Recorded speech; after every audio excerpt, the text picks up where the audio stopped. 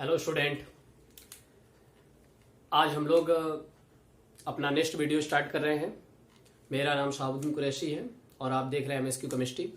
इसमें आज हम लोग अपने केमिस्ट्री के नेक्स्ट टॉपिक की बात करेंगे, जिसमें हम लोग आइसोमेरिज्म, खासतौर से आइसोमेरिज्म तो बात कर ही चुके थे। हम लोग ऑप्टिकल आइसोमेरिज्म की बात करेंगे कि क्या है ऑप्टिकल आइसोमेरिज्म और कौन कौन से इनके कंडीशन है जिसको ऑप्टिकल आइसोमेरिज्म वाले कंपाउंड आपके फॉलो करते हैं। इसके अतिरिक्त हम लोग और भी चीजें इसमें देखेंगे, कुछ रिएक्शन भी देखे यहाँ जाएंगे, मतलब कुछ केमिकल प्रॉपर्टीज भी देखी जाएगी। तो आइए फ्रेंड, हम लोग स्टार्ट करते हैं यहाँ से अपना आगे का टॉपिक, जिसमें मैंने हेडिंग बनाया हुआ है कि stereochemical aspects of nucleophilic substitution reaction. इसमें हम लोग ऑप्टिकल आइसोमेरिज्म की बात करने वाले। तो आइए स्टार्ट करते हैं हम लोग। जैसे सपोज कर लीजिए कोई हम लाइट ले लेते हैं जो किसी भी सोर्स से आपका निकलता है। मान लीजिए ये लाइट है, ठीक है, किसी सोर्स से निकला हुआ है। अब आपको मालूम है कि लाइट जो होता है वो ऑल डायरेक्शन वाइब्रेट करता है, सभी डायरेक्शन में वो वाइब्रेट कर रहा है। मतलब उसके जो, जैसे कहा जाए कि जो लाइट है चारों तरफ होती है, तो मान लीजिए चारों तरफ में ये आपका वाइब्रेट कर रहा है। तो हमको मालूम है कि लाइट, आपका सोर्स ऑफ लाइट जो ऑल डायरेक्शन वाइब्रेट करता है, इसको हम लोग क्या करते हैं, एक निकोल प्रिज्म लेते हैं। एक निकोल प्रिज्म लेते हैं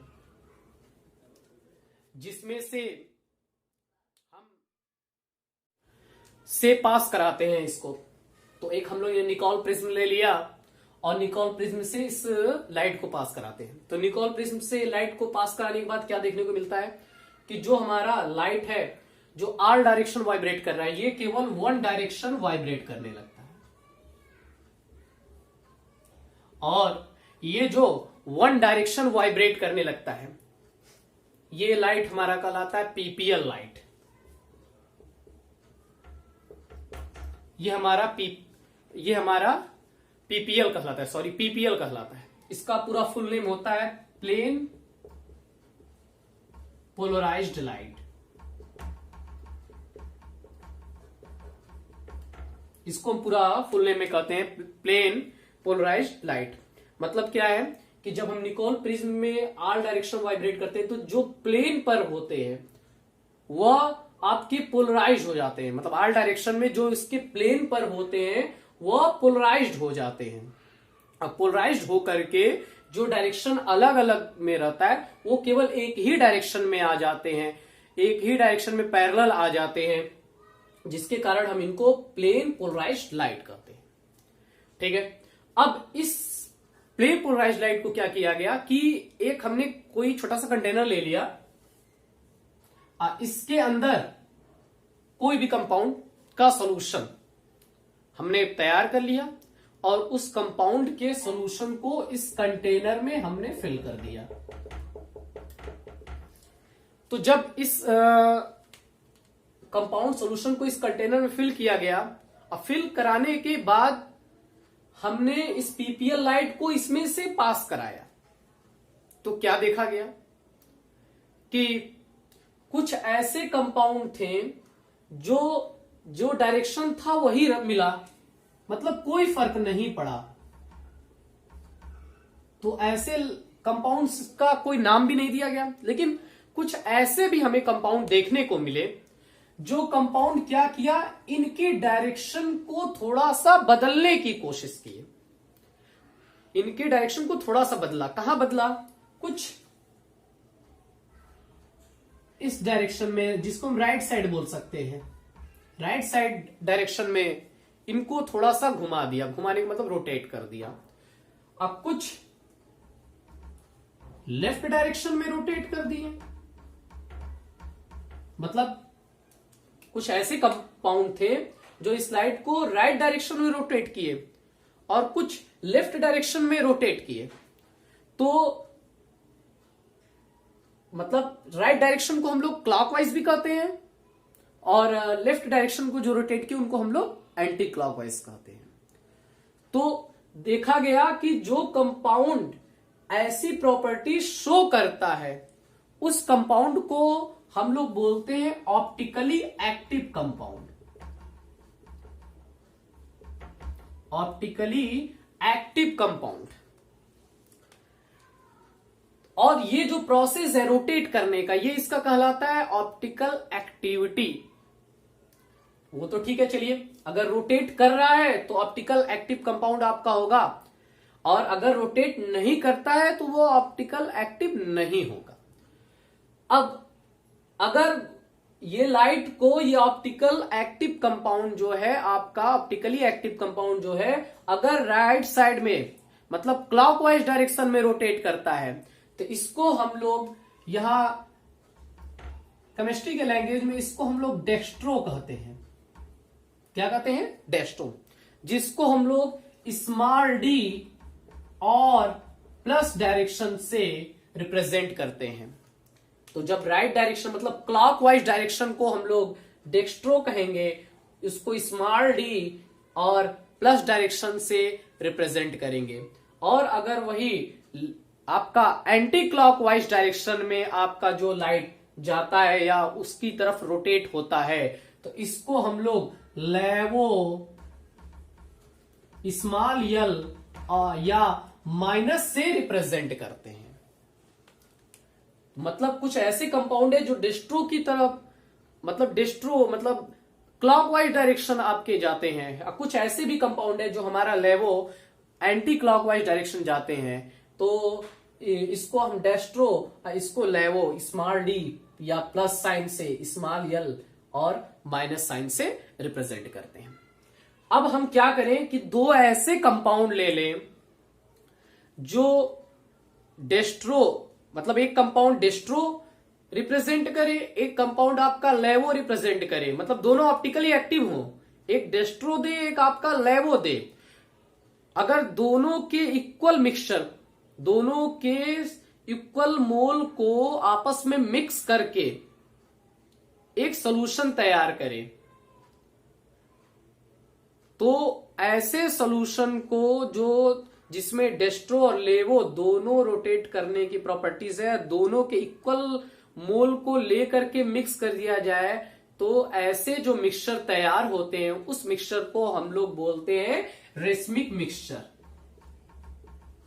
मतलब रेसमिक मिक्सचर में हमको क्या देखने को मिलता है कि जिसमें आपके जो दो कंपाउंड होते हैं, जो एक आपका डेस्ट्रो रिप्रेजेंट करता है, एक लेवो, और दोनों के इक्वल मोल होते हैं, मतलब equal molar mixture of डेस्ट्रो and लेवो कॉल्ड रेसमिक मिक्सचर।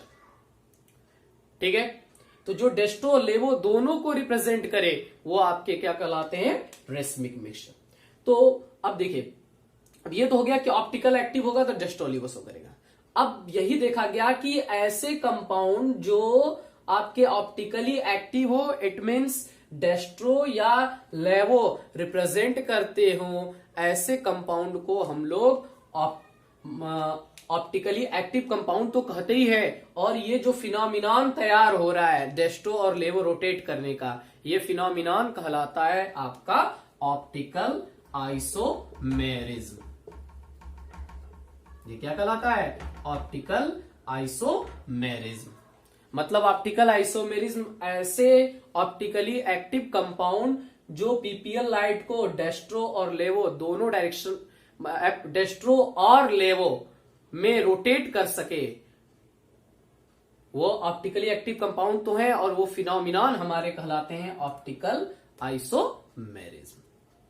तो देखिए स्टूडेंट, इसमें बहुत सारे डिफिनेशन हमारे बन जाते हैं। अगर एग्जाम में पूछा जा सकता है व्हाट इज पीपीएल, मतलब प्लेन पोलराइज्ड लाइट है क्या, या आपसे पूछ देगा ऑप्टिकली एक्टिव कंपाउंड क्या है, या डेस्ट्रो मीन्स क्या होता है, लेवो मीन्स क्या होता है, या रेसमिक मिक्सचर क्या होते हैं।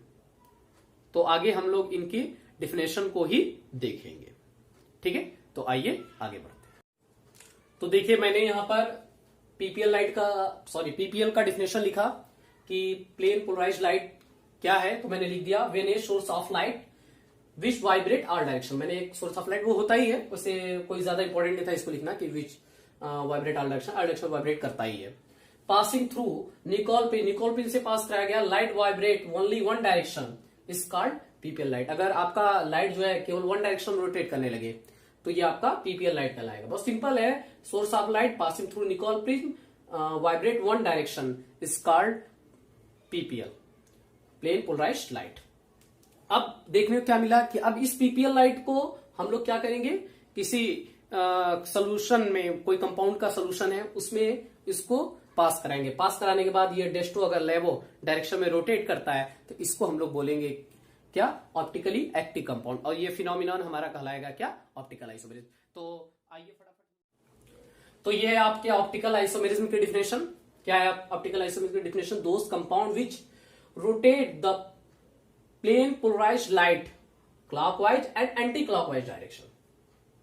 क्लॉकवाइज को हम लोग डेस्टो, मैंने लिखा नहीं, लिख सकते हैं, मैं लास्ट में लिख दूंगा।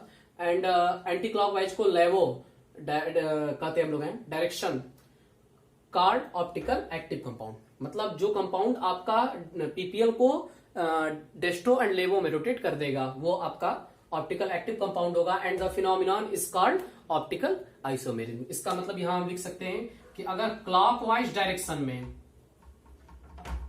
रोटेट करता है तो इसको हम लोग डेक्स्ट्रो और डी या प्लस साइन से रिप्रेजेंट करते हैं। एंटी क्लॉकवाइज डायरेक्शन में रोटेट करता है, डायरेक्शन में रोटेट करता है तो इसको लेवो या माइनस से, लेवो को हम पूरा लिख देते हैं, लेवो या यल और माइनस से रिप्रेजेंट करते हैं। तो लेवो के लिए स्मॉल एल या माइनस से इसको रिप्रेजेंट किया जाएगा। तो अब अंत में यही बचा हमारा रेसमिक मिक्सचर का डिफिनेशन। तो ये आपके रेसमिक मिक्सचर का डिफिनेशन है। तो यहां मैंने क्लियर बता दिया था, an equimolar mixture of the D form and L form. मतलब आप दो कंपाउंड लेंगे, एक डेस्टो रिप्रेजेंट करेगा और एक लेवो रहेगा, उनके इक्विमोलर को ले लेंगे। तो इक्विमोलर को ले करके जो मिक्सचर तैयार होगा उस मिक्सचर को हम लोग रेसमिक मिक्सचर कहते हैं। और उसकी खासियत क्या है, वो ऑप्टिकली इनएक्टिव होगा। ठीक है, क्योंकि अब ओवरऑल रिजल्टेंट जो उनका बनेगा वो जीरो बन जाएगा। मतलब कुछ राइट में रोटेट करने की कोशिश करेंगे, कुछ लेफ्ट में, ओवरऑल रिजल्टेंट जीरो बन जाएगा। वो मतलब ऑप्टिकली इनएक्टिव कहलाएगा। इनको हम लोग क्या बोलते हैं, रेसमिक मिक्सचर बोलते हैं। इसको डीएल फॉर्म या प्लस माइनस से रिप्रेजेंट करते हैं। डीएल फॉर्म तो समझ गए होंगे, डेस्टो लेवो दोनों दे रहे हैं, इसलिए डीएल फॉर्म, उसी को हम लोग प्लस या माइनस सिंबल से रिप्रेजेंट करते हैं। तो अभी तक जो हम लोगों ने पढ़ा ये सारी चीजें प्रैक्टिकली थी। एक बार हम हल्का सा रिपीट कर लेते हैं।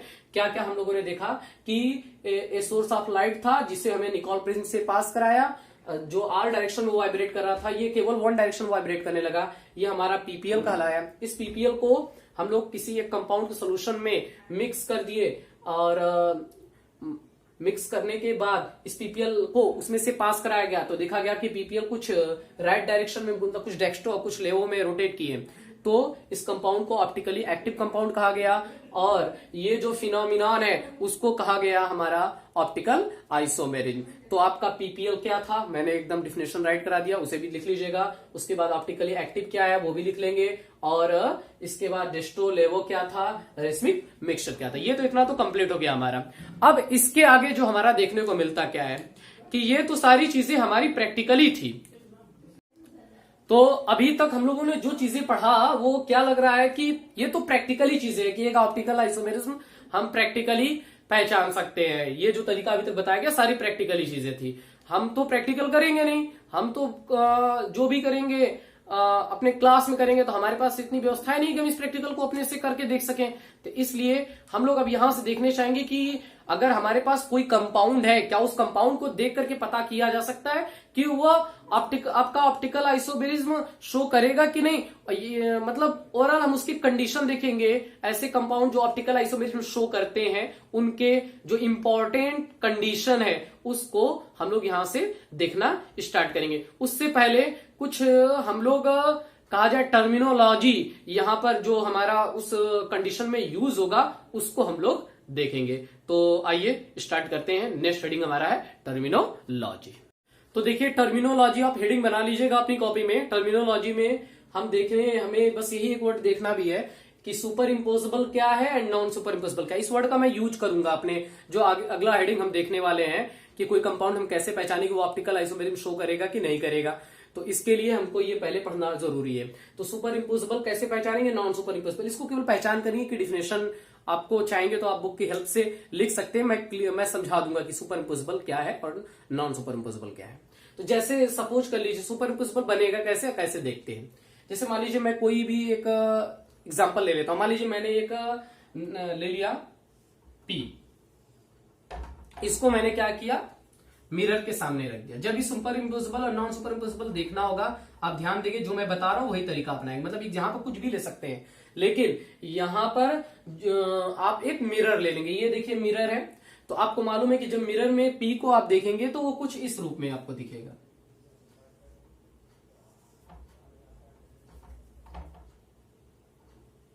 वो कुछ इस रूप में आपको दिखेगा, मतलब P कुछ ऐसा आपको मिरर के अंदर दिखेगा। तो अब जब इसमें रख लेंगे तो अब यहां से डिसाइड होगा कि सुपर इम्पोसिबल है कि नॉन सुपर इम्पोसिबल है। अब इस P को उठा करके यहां सेट करने की कोशिश करें, तो आप कहेंगे कि P आपको घुमाना नहीं है, सीधे सीधे ऐसे उठा करके ऐसे सेट कर देना। अगर ये इस पर सेट होता है तो बोलेंगे सुपर इम्पोसिबल है, और अगर सेट नहीं होगा तो नॉन सुपर इम्पोसिबल है। तो आप इस P को उठा करके अगर ऐसे करेंगे तो इस पर बैठेगा नहीं। तो आपके दिमाग में आएगा कि सर कोई सुपर इम्पोसिबल का एग्जांपल, ये तो नॉन सुपर इम्पोसिबल हो गया, कोई सुपर इम्पोसिबल का एग्जांपल। मान लीजिए हम यहां से कोई दूसरा एग्जांपल ले लेते हैं। मान लीजिए मैं ए ले लिया, और आपको मालूम है कि ए मिरर के बाहर, अगर आपने ए लिया है तो मिरर के अंदर भी आप देखेंगे तो क्या नजर आएगा, वो सेम ही ऐसे नजर आएगा। अब इसको उठा करके अगर इस पे सेट करना चाहेंगे तो आराम से आप सेट कर सकते हैं। ये हमारा कहलाता है सुपर इम्पोसिबल। मतलब पहला जो हमने लिया था वो आपका कहला रहा था क्या, नॉन सुपर इम्पोसिबल, और दूसरा जो मैंने लिया वो आपका क्या कहलाएगा, सुपर इम्पोसिबल। तो super impossible, non super impossible जब भी देखना होगा तो आपको एक मिरर इमेज देखना होगा, मिरर इमेज में उसको उठाकर सेट करना होगा। सेट होता है तो सुपर इम्पोसिबल होगा, और सेट नहीं होगा तो नॉन सुपर इम्पोसिबल होगा। ये बहुत ही इंपॉर्टेंट आपका वर्ड है जिसका यूज हमारा इसमें होगा। तो आइए अब यहां से स्टार्ट करते हैं कि कोई अगर आपके पास कंपाउंड है तो आप कैसे देख करके पहचानेंगे कि वह आपका ऑप्टिकल आइसोमेरिज्म शो करेगा। तो देखते यहां पर है कि आप कोई कंपाउंड आपको मिलता है, आप कैसे पहचानेंगे कि वह कंपाउंड आपका ऑप्टिकल आइसोमेरिज्म शो करेगा या नहीं। उसके लिए कुछ कंडीशन है, ठीक है। उसमें पहला चीज है कायरलिटी शो करना, ठीक है। कायरलिटी होती क्या है, इसको एक एग्जांपल के थ्रू समझने की कोशिश करेंगे, या सीधा सीधा समझे कि आपके पास एक टेट्राहेड्रल स्ट्रक्चर फॉर्म करने वाला एक कार्बन हो, जो मतलब जो भी कंपाउंड हो उसमें कार्बन हो, और कार्बन वो टेट्राहेड्रल स्ट्रक्चर फॉर्म करे, और उससे जो अटैच ग्रुप हो वो डिफरेंट हो। मतलब एक एग्जांपल के थ्रू समझने की कोशिश करते हैं। CH3CHOH COH, ये लैक्टिक एसिड आपका है। मैं इस कार्बन को अपना सेंट्रल बना लेता हूं। आप कौन से कार्बन को बनाना नहीं बनाना है वो भी मैं बताऊंगा। फिलहाल मैं इसको बना लेता हूं, इस कार्बन को, और इस कार्बन से जो भी अटैच है, जैसे एक CH3 अटैच है, H अटैच है, OH सिडोल, चारों को अलग अलग साइड में अब दे देते हैं। मान लीजिए मैंने सिडोल OH ऊपर दे दिया, यहां पर H दे दिया, इधर OH दे दिया, यहां CH3 दे दिया। कहीं भी आप कोई भी दे सकते हैं, इसमें कोई अभी प्रॉब्लम नहीं है। तो आप देंगे तो आप देखेंगे क्या कि इससे जो चारों तरफ अटैच इसके जो ग्रुप है वो क्या है, डिफरेंट है। तो अगर चारों ग्रुप आपके डिफरेंट लगे हैं तो ये कार्बन आपका कहलाएगा कायरल कार्बन। ये कार्बन आपका कहलाएगा कायरल कार्बन। और ऐसे कंपाउंड जिसके पास एक भी कायरल कार्बन होगा वो आपका ऑप्टिकल आइसोमेरिज्म शो करेगा, ऑप्टिकल आइसोमेरिज्म शो करेगा। और इस कंपाउंड का जो फिनोमिनॉन बनेगा वो क्या बनेगा, कायरलिटी। वो क्या बनेगा आपका, कायरलिटी। मतलब आपको ऑप्टिकल आइसोमेरिज्म शो करने के लिए जो पहला कंडीशन आपको बताया जा रहा है, इस पहले कंडीशन में आपके पास कायरल कार्बन होना जरूरी है। अगर कायरल कार्बन नहीं है तो वो ऑप्टिकल आइसोमेरिज्म नहीं शो करेगा। तो अब दिमाग में ये भी आएगा कि जो कंपाउंड मिलेगा तो उसमें बहुत सारे कार्बन होंगे, तो क्या सारे कार्बन आपके कायरल कार्बन बना सकते हैं। देखिए एक एग्जाम्पल में बहुत सारे कायरल कार्बन बनेंगे, नहीं भी बनेंगे, या एकाक बनेगा। अगर आपका जो कंपाउंड उसमें मिनिमम एक भी कायरल कार्बन बनता है तो वो आपका ऑप्टिकल आइसोमेरिज्म शो करेगा। अगर नहीं बनेगा तो ऑप्टिकल आइसोमेरिज्म नहीं शो करेगा। ठीक है, तो आइए एक और एग्जांपल हम लोग यहां से लेते हैं, कोई एक और एग्जांपल ले लेते हैं। इसी तरीके से CH3 CHOH CHOH CHOH CHOH CH2 COH। देखिए, आप सबसे पहला काम, यहां बहुत सारे कार्बन आपको देखने को मिल रहे हैं, ये भी कार्बन है, ये भी कार्बन है, ये भी कार्बन है, ये भी कार्बन है, ये भी, तो आपको बताना पड़ेगा कि इसमें कहां कहां कायरल कार्बन है। अगर मिनिमम एक भी कायरल कार्बन ये दे देगा तो आपको ऑप्टिकल आइसोमेरिज्म शो करेगा, और उस कंपाउंड को हम मतलब वो कायरलिटी शो करेगा, वो आपका कंपाउंड ऑप्टिकल आइसोमेरिज्म देगा, वो आपका ऑप्टिकली एक्टिव भी होगा। ठीक है, तो इसको मैं ओपन करता हूं। इस कार्बन से 3 हाइड्रोजन कनेक्ट है, आप 3 साइड में ऐसे ओपन कर लीजिए। ओपन करना सीखे होंगे आप लोग, आईपीसी नेम में भी सीखे हैं। एच ऊपर कर लिया, OH नीचे, फिर एच ऊपर कर लिया, OH नीचे, फिर CH ऊपर कर लिया, OH नीचे, फिर CH ऊपर कर लिया, OH नीचे, फिर C2H ऊपर नीचे कर लिया, फिर आपका COOH। तो पहला तो कंडीशन है टेट्राहेड्रल शेप बनाना चाहिए। भले मैंने लीनियर बनाया है, आपको मालूम है कि कार्बन अगर 4 बॉन्ड कनेक्ट करता है तो वो टेट्राहेड्रल शेप बनाता है, इसका मतलब ये टेट्राहेड्रल तो बना रहा है, लेकिन क्या ये कायरल कार्बन शो करेगा?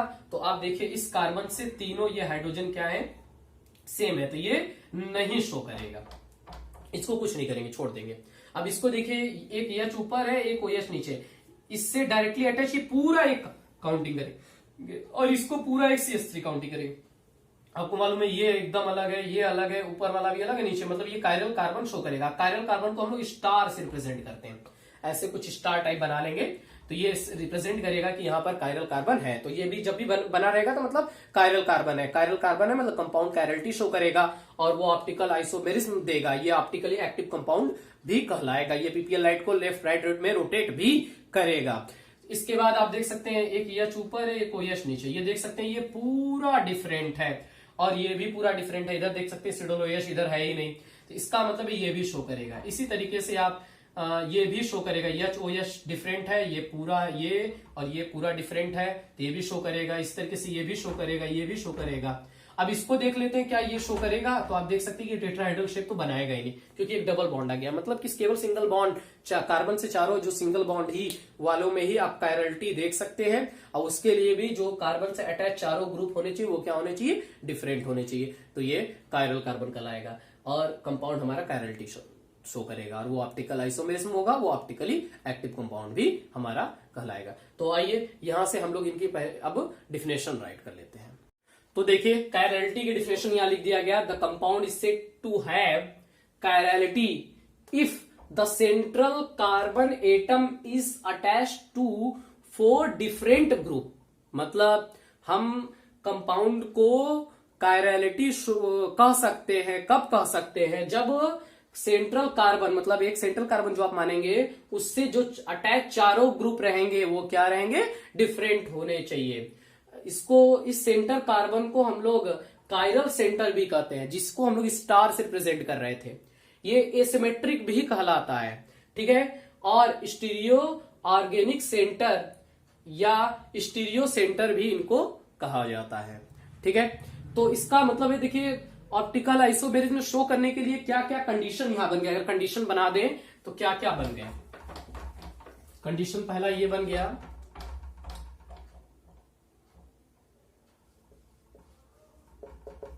Condition of optical isomerism. पहला पॉइंट हम ले सकते हैं, centre carbon attach 4 different group. तो पहले ये इस तरीके से देख सकते हैं। दूसरा कंडीशन ये भी बता सकते हैं कि कंपाउंड, या सीधे सीधा ये कह दे ऑप्टिकली एक्टिव कंपाउंड। ये भी दूसरा कंडीशन हमारा हो सकता है कि ऑप्टिकली एक्टिव होना चाहिए। ठीक है, उसके बाद centre carbon show tetrahedral centre जो कार्बन होगा वो आपका टेट्राहेड्रल शो करना चाहिए। ठीक है, तो ये 2-3 हमारे कंडीशन हो गए जो हमारे ऑप्टिकल आइसोमेरिज्म के लिए क्लियर होना चाहिए। और साथ ही साथ एक पॉइंट और हमें याद आ रहा है जो होना चाहिए कि जो आपके ऑप्टिकल आइसोमेरिज्म होंगे वो नॉन सुपर इम्पोजिबल भी होंगे। Non super imposable, non super imposable का मतलब कोई भी ऑप्टिकली एक्टिव कंपाउंड ले लीजिए, उसको मिरर के सामने रखिए तो आप देखेंगे कि वो आपका मालूम है कि लेफ्ट राइट राइट लेफ्ट में चला जाएगा, और जब आप उसको वहां सेट करेंगे तो सेट नहीं होने वाला है। तो ये 3-4 कंडीशन है हमारे ऑप्टिकल आइसोमेरिज्म के। देखिए यहाँ 2 हेडिंग था जो छूट गया था, जो बताना जरूरी था। एक हेडिंग था आपका इनएंसियोमर और दूसरा हेडिंग था आपका डायास्टेरियोमर। तो इनएंसियोमर क्या है ये पढ़े हुए, बस थोड़ा सा जान लेना है कि इनएंसियोमर है क्या। तो इनएंसियोमर ऐसे कंपाउंड होते हैं जो आपके सीरीज बता रहे कि नॉन सुपर इम्पोजिबल है। Non super imposable, non super imposable जो होते हैं वो आपके इनएंसियोमर होते हैं। जैसे इसका कोई एग्जांपल ले लेते हैं, मान लीजिए मैंने लैक्टिक एसिड ले लिया CH3CH COOH। तो super imposable non super imposable को जब भी देखना होता है तो आपको मालूम है कि हम लोग मिरर के सामने देखते हैं।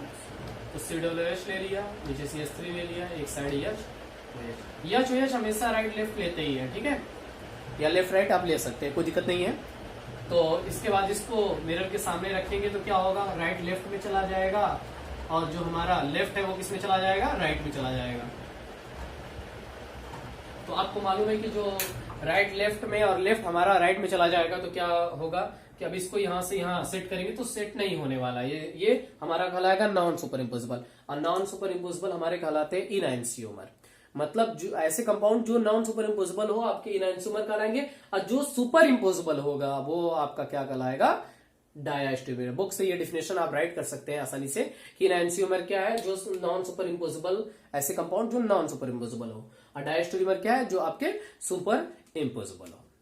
ठीक है, तो आइए अब तक आपने ऑप्टिकल आइसोमेरिज्म के रिलेटेड लगभग सभी हेडिंग, हमें लग रहा है शायद ही कोई छूटा हो, सभी हेडिंग देख लिया। इसमें याद आपको क्या क्या रखना है कि व्हाट इज PPL, उसके बाद आपको याद रखना है डेस्टोलेवो मीन्स क्या होता है, इसके बाद आपका ऑप्टिकल आइसोमेरिज्म क्या होता है, ऑप्टिकल एक्टिव कंपाउंड्स क्या होते हैं, इसके बाद रेसमिक मिक्सचर क्या होता है, इसके बाद आप सुपर इम्पोजिबल को ध्यान रखिए, कॉन्सेप्ट पूछता, ये डिफिनेशन नहीं पूछता है, जनरली इसका कॉन्सेप्ट का यूज होता है। नॉन सुपर इम्पोजिबल क्या होता है, कायरलिटी क्या होती है, इसी में एक हेडिंग अब बन सकता है ए कायरलिटी क्या है, तो जिसके पास कायरलिटी नहीं होगी वो ए कायरलिटी कहलाएगा। ठीक है, और इस यहां से आपने पढ़ा इनएंसियोमर एंड डायास्टेरियोमर। इसमें क्वेश्चन कैसे, ये तो सारे डिफिनेशन थे, आपको एग्जाम में आते हैं, क्वेश्चन कैसे आते हैं, तो वही एक कंपाउंड आपको दे देगा, पूछेगा इसमें कितने नंबर ऑफ कायरल कार्बन है, या ये ऑप्टिकल आइसोमेरिज्म शो करेगा कि नहीं करेगा। तो आइए हम लोग नेक्स्ट यही देखेंगे, कोई एग्जांपल लेंगे एनसीईआरटी बुक का। वैसे हम एनसीईआरटी ही से रिलेटेड सारी चीजें पढ़ा रहे हैं, मैं अतिरिक्त कुछ पढ़ा ही नहीं रहा हूं, क्योंकि पहले आप एनसीईआरटी फोकस कर लिए, फिर बाद में हम लोग देखेंगे अतिरिक्त भी चीजें पढ़ेंगे, लेकिन फिलहाल एनसीईआरटी अभी चल रहा है। तो एनसीईआरटी से रिलेटेड एक क्वेश्चन हम लेते हैं और लेकर के उसमें देखते हैं कि क्या क्वेश्चन पूछा है और क्या है। ठीक है, देखिए मैंने एक एग्जांपल यहां पर लिया है जो आपके एनसीईआरटी इन टेक्स्ट का क्वेश्चन था। तो identify chiral and A chiral molecule in each of the following pairs of compound. मतलब आपस में पेयर दिया हुआ है पहले, दूसरे और तीसरे में, और उनमें आपको पहचानना है कि कौन कायरल बनेगा कौन नहीं बनेगा। ठीक है, तो आइए देखना स्टार्ट करते हैं। हाँ, एक चीज और भी, हाँ बहुत इंपॉर्टेंट चीज है कि यहाँ पर जो ये लाइन और ये लाइन जो दिया रहता है, इसके बारे में भी आपको जानना है, जरूरी है। देखिए ये दोनों सिंगल बॉन्ड को ही रिप्रेजेंट कर रहे हैं, ये चारों सिंगल बॉन्ड ही है। ये ऐसे दिया रहेगा तो ये आप घबराएंगे कि नहीं, ये क्या दे दिया है, ये चारों सिंगल बॉन्ड है। बस ये जो इस तरीके से दिया रहता है, इसका मतलब है कि ये प्लेन के ऊपर है, मतलब ये कुछ ऐसे अपना होगा। ठीक है, और इस तरीके से जो शेडेड पार्ट में करके दिया हुआ है, ये बता ये रहा है कि ये प्लेन के अंदर है। ठीक है, और ये जो सिंगल लाइन ऐसे रिप्रेजेंट किया जा रहा है, ये बता रहा है कि ये प्लेन पर है। तो आप ध्यान रखेंगे, ये दोनों प्लेन पर हैं, ये प्लेन के बाहर है और ये प्लेन के अंदर है। और आपको मालूम है कि टेट्राहेड्रल कार्बन शेप बनाता है, अगर सिंगल बॉन्ड चारों बनाए तो टेट्राहेड्रल बॉन्ड जो है एक ही पर आपके नहीं बन सकते हैं। ठीक है, तो आइए इसमें देखते हैं। तो देखिए पहले वाले में देखें अगर, तो क्या देखने को मिलता है कि जैसे मान लीजिए ये देखिए कार्बन आपका है, ये सेंट्रल एटम आपको है, यहां भी सेंट्रल एटम, फिलहाल इसको ना मान करके इसको माना है, तो जिसको माना है उसी को हम लोग देखेंगे। अब इससे अटैच ये ग्रुप चेक करिए, ये ग्रुप चेक करिए, ये चेक करिए, ये चेक करिए, ये चारों डिफरेंट है, चारों डिफरेंट है, तो ये कायरल कार्बन शो करेगा। ठीक है, तो इसको हम स्टार बना लिए। स्टार बनाने का मतलब ये कि ये कायरल कार्बन आपका शो करना है। इसके बाद दूसरा लेवल देखते हैं, यहां भी कुछ नहीं लिखा है तो कार्बन ही मानते हैं। ये ग्रुप देखिए आपका सेम है, अगर दो ग्रुप सेम है, ये डिफरेंट भले है कोई फर्क नहीं पड़ता, ये दोनों सेम है, तो इसका मतलब है कि ये ऑप्टिकल आइसोमेरिज्म शो नहीं करेंगे। तो यहां मैं स्टार नहीं बनाता हूं, ये शो नहीं करेंगे, ये आपका शो करेंगे, मतलब ये कायरल होगा, ये एकायरल होगा। ठीक है, और ये आपका ऑप्टिकल आइसोमेरिज्म शो करेगा, ये नहीं करेगा, ये ऑप्टिकली एक्टिव होगा, ये नहीं होगा। ठीक है, ये आपका सुपर इम्पोजिबल होगा, सॉरी नॉन सुपर इम्पोजिबल होगा, ये सुपर इम्पोजिबल हो सकता है। ठीक है, इसके बाद आइए दूसरे वाले एग्जांपल में लेते हैं। इसको मैं पहले वाले को इरेज कर देता हूं, स्पेस की थोड़ी कमी है हमारे यहाँ है। तो दूसरा एग्जांपल अगर लेते हैं तो यहाँ पर भी देख सकते हैं कि इसको अगर आप सेंट्रल कार्बन मानते हैं तो ये ग्रुप और ये ग्रुप, देखिए तीनों डिफरेंट है और ये पूरा डिफरेंट ही है, तो इसका मतलब ये कायरल कार्बन शो करेगा। ठीक है, यहाँ पर शो करेगा, यहाँ पर स्टार बन सकता है। तो कुछ लड़कों के दिमाग होगा सर यहाँ पर भी तो शो कर सकता है, यहाँ पे भी शो कर सकता है, ये भी शो कर सकता है, तो इसको भी देखते हैं। मान लीजिए यहाँ कार्बन होगा और दो बॉन्ड है तो दो हाइड्रोजन यहाँ कनेक्ट होंगे, मालूम आप लोग को, तो दो हाइड्रोजन एक ऊपर दिखाएंगे एक नीचे दिखाएंगे, ये दोनों क्या बनाएंगे आपके सेम बनाएंगे, भले ये सब डिफरेंट रहे भी, ये दोनों सेम बनाएगा तो नहीं शो करेगा। इसी तरीके से यहाँ पर भी, यहाँ तो तीन अटैच रहेंगे, तीनों सेम रहेंगे, यहाँ भी तीन अटैच है, तीनों सेम रहेंगे, मतलब ये कायरल कार्बन एक भी दे रहा है तो ये ऑप्टिकल आइसोमेरिज्म शो करेगा, ऑप्टिकल एक्टिव होगा। ओके, इसके बाद यहाँ देख लीजिए कार्बन है, तो यहाँ OH है, यहाँ OH है, ये दोनों तो डिफरेंट है। यहाँ देखिए यहाँ कुछ नहीं लिखा है तो CH2 होगा, कुल मिलाकर के C2H5, यहाँ भी कुछ नहीं लिखा है CH2, यहाँ भी CH3 होगा, कुल मिलाकर C2H5, ये दोनों क्या है सेम है। अगर ये दोनों सेम है तो ये भी आपका कायरल कार्बन नहीं शो करेगा। ठीक है, तो इस तरीके से हम लोग अगला एग्जाम्पल लेते हैं। इस पूरे को ओपन करके एक बार क्लियरली देख लेते हैं। तो मान लीजिए मैंने, कभी कदार पूछ देता है नंबर ऑफ कायरल कार्बन बताइए, कितने कायरल कार्बन यहाँ बन सकते हैं। ठीक है, तो आप देखिए यहाँ पर जो लिखा गया है, पहले वाले चेक करेंगे, ये दिख रहा है कि ये दोनों सेम है, अगर ये दोनों आपके सेम है तो ये आपके कायरल कार्बन नहीं बनाएंगे, ये दोनों सेम है, तीनों सेम है, कायरल कार्बन बनाना नहीं, ये दोनों डिफरेंट है। ठीक, अब इससे करेक्ट ये पूरा ग्रुप, ये C2H5 है पूरा एक साथ, अगर आप देखते हैं ये CH3, ये दोनों भी डिफरेंट है, मतलब ये कायरल कार्बन शो करेगा। ऊपर नीचे ये दोनों सेम है, नहीं करेगा, ऊपर नीचे ये दोनों सेम है, नहीं करेगा। तो अब जो लास्ट वाला देखते हैं,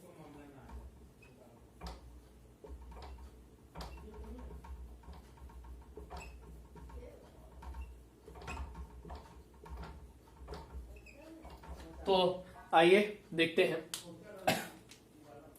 तो यहां इस कार्बन को देखेंगे तो ये तीनों सेम है, नहीं शो करेगा, ये दोनों सेम है, नहीं शो करेगा, ये दोनों सेम है, दो भी हो जाए तो बाकी चेक करने की जरूरत नहीं, ये दोनों सेम है, नहीं शो करेगा, मतलब इसमें कोई भी शो नहीं करेगा। ये आपका ऑप्टिकल आइसोमेरिज्म शो करेगा, ये नहीं शो करेगा, ये कायरल होगा, ये एकायरल होगा। ठीक है, तो इस तरीके से आपके बुक में बहुत सारे क्वेश्चन है, जो भी डिफिनेशन में आपको बताया गया, इस सारी चीजों को आप क्या करेंगे, अच्छे से तैयार कर लेंगे। तो फिलहाल इस वीडियो को यहाँ पर ही कंप्लीट करते हैं, ज्यादा लेंदी बनाएंगे, वीडियो देखने में भी दिक्कत होती है, छोटा छोटा वीडियो इसीलिए बनाएंगे और आप आसानी से क्लियर कर सकते हैं। तो ये आज का जो क्लास था, ऑप्टिकल आइसोमेरिज्म क्या था, कैसे प्रैक्टिकली देखा जाता है, कैसे आप किसी कंपाउंड को देख करके ऑप्टिकल आइसोमेरिज्म शो करता है नहीं करता है, सुपर इम्पोजिबल क्या है, नॉन सुपर इम्पोजिबल क्या है। इसमें कुछ हेडिंग था, एक आपका रिटेंशन इनवर्जन, वो आपको शुरुआत में ही पढ़ा दिया गया था, इसलिए मैं यहाँ पर नहीं पढ़ाया हूँ। ठीक है, इसके बाद हमें लगता है शायद एक हेडिंग और आपका छूट गया है, रेस्माइजेशन पूछता है, मैं उसको भी थोड़ा सा हल्का सा बता देता हूँ। व्हाट इज रेस्माइजेशन? जैसे आपका कोई कंपाउंड है, आप उसको रेस्मिक मिक्सचर में कन्वर्ट कर रहे हो, तो किसी कंपाउंड को वो कैसा compound, optically active compound, optically active compound को अगर हम रेस्मिक मिक्सचर में चेंज करें, रेस्मिक मिक्सचर मालूम है आप लोग को, जिसमें डेस्ट्रो और लिवो दोनों बनता है, तो रेस्मिक मिक्सचर में चेंज करते हैं, उसको प्रोसेस को हम लोग बोलते हैं रेस्माइजेशन कहते हैं। मतलब रेस्माइजेशन में हम सीधा सीधा अगर हम डिफिनेशन आपको बोल दें तो कह सकते हैं कि the process of conversion of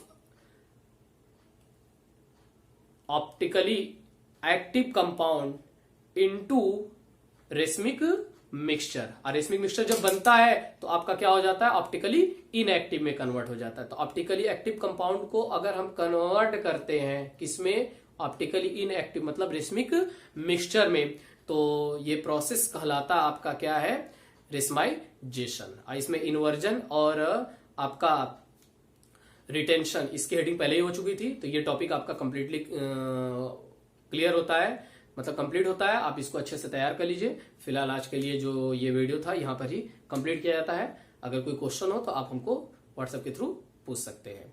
और अंत में यही कहा जाएगा कि वीडियो को शेयर भी करिए, अन्य बच्चे जो आपके फ्रेंड्स हो, जो आपके साथ पढ़ते हो या आसपास पढ़ते हो, तो वो भी देख सके। और चैनल को सब्सक्राइब करिए, ठीक है। Thank you.